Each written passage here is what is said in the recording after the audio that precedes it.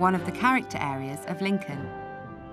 It's a residential area lying along the top edge of the north escarpment of the city, immediately below the castle.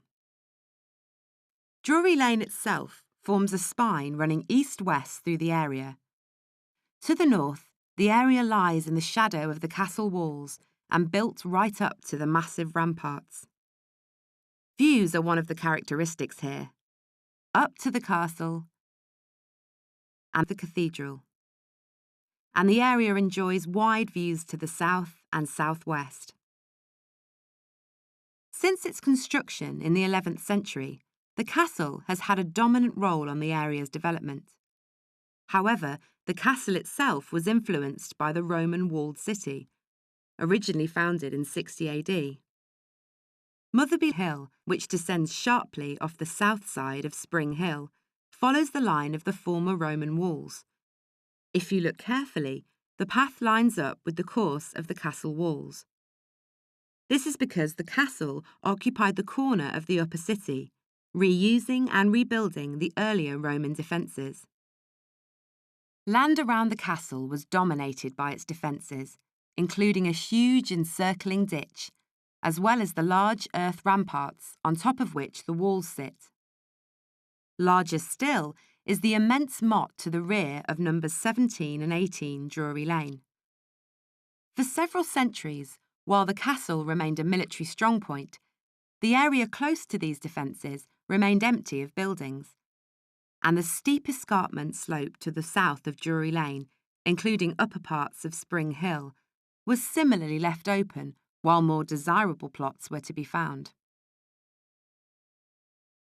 During the High Medieval period, these open areas of land on the escarpment slope became populated with a number of specialised markets, including a fish market just below Wordsworth Street in the far east of the area off Michaelgate, which was at one time called Fish Hill. Gibraltar Hill, a narrowly winding footpath to the south of number 25 Drury Lane, provided access to the long-vanished fish market. By the later Middle Ages, the military function of the castle had dwindled, and gradually the lands around were rented or sold off, including land within the character area. Drury Lane itself seems to have been constructed during the 18th century. Many of the houses in the character area survived from as early as the 18th century, following the course of that new road. That was a period of prosperity for Lincoln. It was the north side of Drury Lane which seems to have been first developed. The earliest surviving buildings in the area include Hilton House, at the corner of Drury Lane and Union Road, and number 16 Drury Lane, which was originally 2 cottages, now joined into one house. Many of the houses along the north side of Drury Lane are large in scale and suggest that this was a prosperous, sought-after location. Properties are all detached and set back at varying distances from the road in private plots. To the front, they have low walls, and to the back, the castle. The houses here are quite markedly different from each other. Windows, doors, balconies. There is a clear lack of uniformity.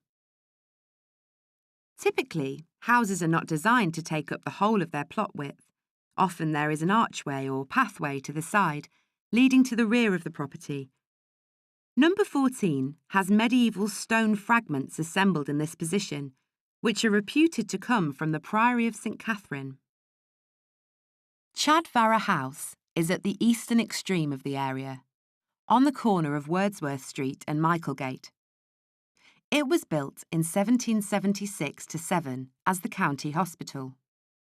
New wings were added in 1855 and 1861, and a chapel in 1906. It ceased to be a hospital in the 1870s when it became a theological college, which was later attended by Chadvarra, the founder of the Samaritans.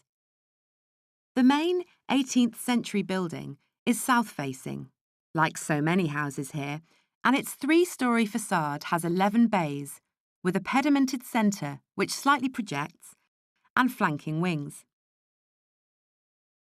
Although there are many private gardens around, these extensive grounds are the only open space to which the public has access.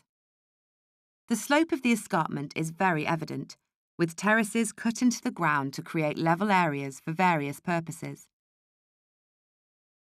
Houses along the south side of Drury Lane include a mixture of medium to large-scale houses.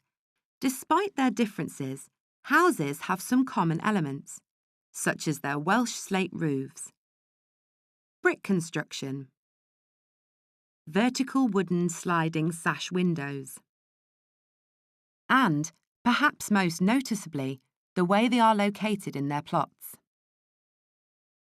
Many buildings stand close to or right up to the footway, which creates a greater sense of enclosure on the street and a strong building line. In fact, the only building set back any distance is the modern house at number 20 Drury Lane. Houses respond to the steepness of the escarpment slope by taking advantage of the wide views. The fall of the land means that there is often an extra story at the back, and many of the houses are tall and narrow. Houses are perhaps not as individual here as along the north side of the road, and several are semi-detached. However, there is some variety with examples of curved or canted bays or oriel windows. That's a bay window at first floor level. These are prevalent here because so many houses are built right up to the pavement, which leaves no room for bay windows at ground floor level. There are variations in the windows too, with many incorporating margin lights. Most of the housing on the south side, whether large or small, is Edwardian at latest. But there are a few later buildings, such as the pair of 1930s semis at the top of Gibraltar Hill, with their typical curved bays and triangular oriels. From the modern period are two flat-roofed properties, which use a variety of different materials and window forms. This video is one of a series exploring the sense of place of the many distinctive areas of the City of Lincoln. Explore the Heritage Connect website to find out more about this or other areas of the city. As well as many videos, you'll find a huge amount of further information there. But best of all, wherever you are, keep your eyes open for more clues to the city's fascinating history.